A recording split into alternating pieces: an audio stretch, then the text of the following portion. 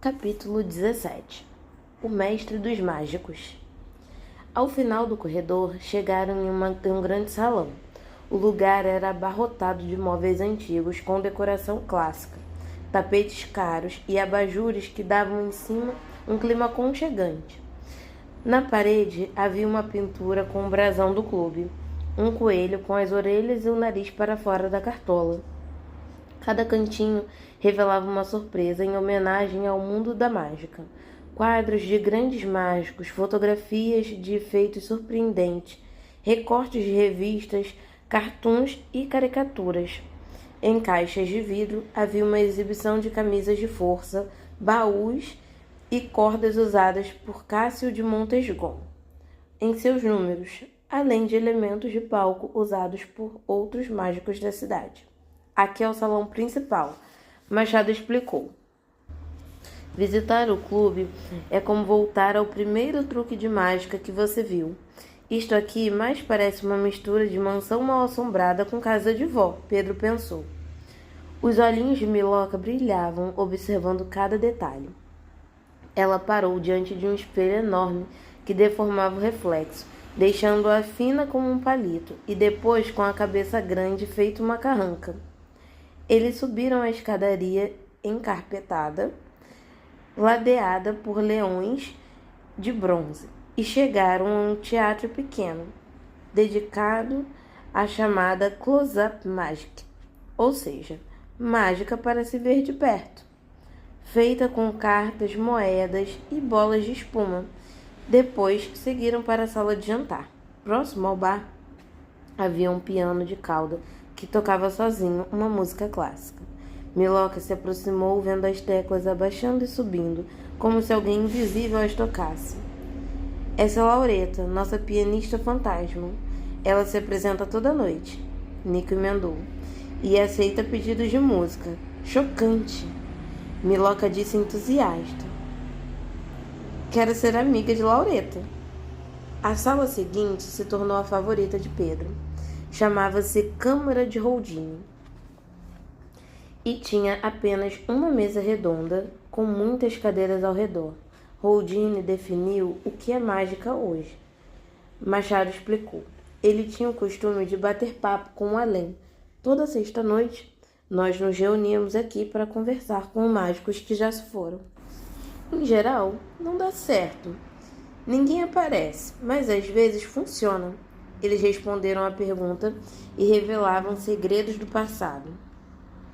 Pedro ficou na dúvida se Machado falava sério, puxou o Nico em um canto e perguntou: vocês realmente conversam com gente morta nessa sala? Nico caiu na gargalhada. Claro que não, é só um truque de mágica. Mas cada um acredita no que quiser. Visitaram a sala de leitura com poltronas e mesas baixas. Evitavam fazer barulho porque em um canto um loiro alto lia um livro pesado, muito atento. Curioso, Pedro se aproximou do monstruário, onde havia um boneco de ventríloco, com um sorriso assustador. De repente, o boneco piscou para ele. Pedro soltou um grito e caiu para trás. O loiro ficou de pé e estendeu a mão. Neste clube, as paredes têm ouvidos e os objetos ganham vida, disse com um sorriso. Recuperado do susto, Pedro ofegava cheio de vergonha. Não acredito, com medo de um boneco. Miloca zombou. Vou contar para todo mundo. Klaus, desculpe. Não queríamos atrapalhar sua leitura, Machado disse. Estamos só passeando. Não tem problema, o loiro alto disse. Voltou a se sentar. Estou fazendo uma última pesquisa para o meu número do concurso. Falta pouco.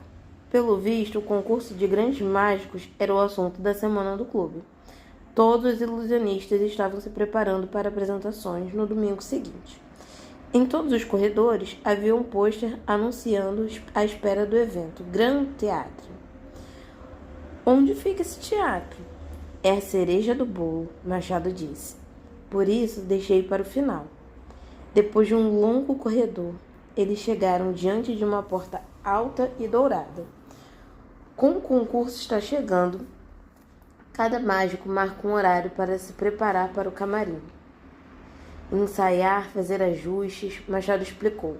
Nesse momento, Tony e Tina estão no palco, mas vocês podem dar uma espiadinha. Sem barulho, por favor. Machado entreabriu a porta e eles entraram discretamente no teatro. Pedro sentou com uma vontade louca de tossir. Acontecia toda vez que alguém pedia para fazer silêncio. Um comichão na garganta conseguiu se conter, fechando os olhos e levando a língua ao céu da boca. As poltronas do teatro estavam mergulhadas na escuridão. Eles desceram a escadinha do corredor lateral para chegar mais perto do palco, iluminado, onde a mulher de meia idade, com cabelos curtos bem vermelhos, dançava para uma plateia invisível. Tony estava no fundo do palco. Era um sujeito baixo, de ombros largos. Ele se aproximou de Tina e lhe deu um beijo amoroso. Então, em movimentos ensaiados, deitou-se em uma espécie de urna metálica que deixava os pés e os braços para fora. Amarrou os pés dela e algemou as mãos. Pedro e Miloca trocaram olhares na expectativa. Tony sumiu atrás das cortinas por um instante. Então voltou. Trazia nas mãos uma motosserra, amarelo ovo. Ligou a motosserra e ergueu no ar, produzindo um barulho ensurdecedor. Brrr. Pedro ficou nervoso. Claro que conhecia o famoso truque de serrar uma pessoa ao meio, mas diante dos acontecimentos recentes, parecia uma piada de mau gosto. E se essa mágica der errado? E se a pobre Tina terminasse machucada? Ele pensou em intervir, mandar que parassem o ensaio imediatamente. Enquanto o mágico assassino estivesse livre, truques de mágica como aquele deveriam ser proibidos. Brrr. Não houve tempo de fazer nada. Pedro prendeu a respiração quando Tony desceu a motosserra no centro da urna, partindo Tina ao meio. Brrr. Em um grande silêncio, o silêncio da expectativa. A mágica tinha dado certo. Nico e Machado não pareciam preocupados. Seguindo a apresentação, Tony uniu as duas partes e sacudiu a varinha diante da urna. Então desamarrou os pés dela e soltou as algemas do pulso. Mais alguns segundos de tensão e Tina se levantou, abrindo os braços e sorrindo. Estava viva. O alívio foi tanto que Pedro e Miloca aplaudiram. Tony e Tina perceberam a presença deles ali e acenderam os holofotes da plateia. Quero ser como você, Miloca gritou. Ser fatiada no meio e sair inteirinha.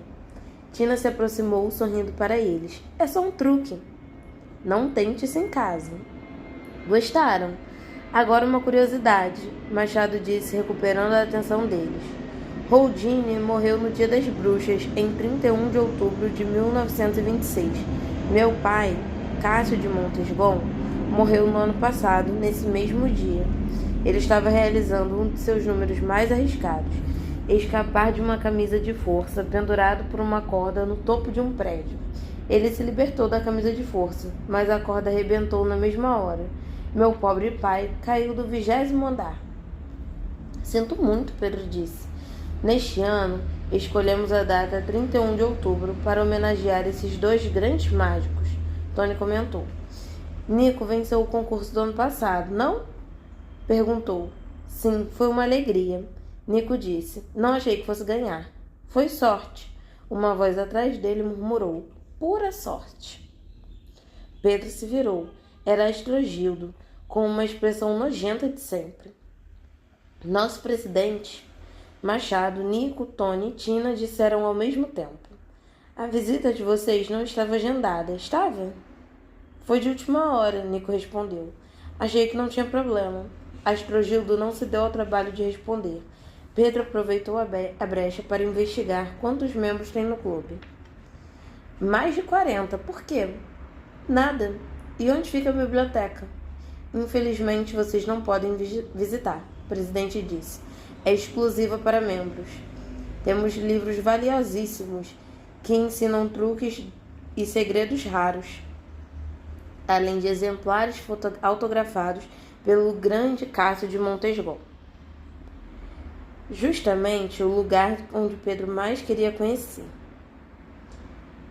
Talvez nos livros ele encontrasse alguma pista para chegar ao mágico assassino. Talvez no livro ele encontrasse alguma pista para chegar ao mágico assassino. Poderia até tentar convencer Nico Machado a deixar dar uma olhada, mas sabia que com Astrogildo não tinha conversa. Como faz para ser membro? Miloca quis saber. É preciso passar por um teste muito difícil, praticamente impossível. Astrogildo explicou. O aspirante a mágico deve se apresentar no Grand Theatre e ser aprovado pelo júri formado por mim, Tony e Tina. Miloca deu um tapinha no ombro do amigo. Por que você não tenta, Pedro? Porque ele gaguejou. Boa ideia, Nico comemorou. Não quer ser mágico? Faz o teste. Impossível, Astrogildo disse. Tão perto do concurso? Estamos sem data disponível. Não seja tão rigoroso, presidente, Tina defendeu. Se o menino quer entrar para o clube, reservamos um horário para o teste amanhã mesmo. Verdade, Tony disse. Você consegue preparar um truque e se apresentar amanhã, rapaz? Pedro estava contra a parede. Era pegar ou largar. Respirou fundo e respondeu. Consigo.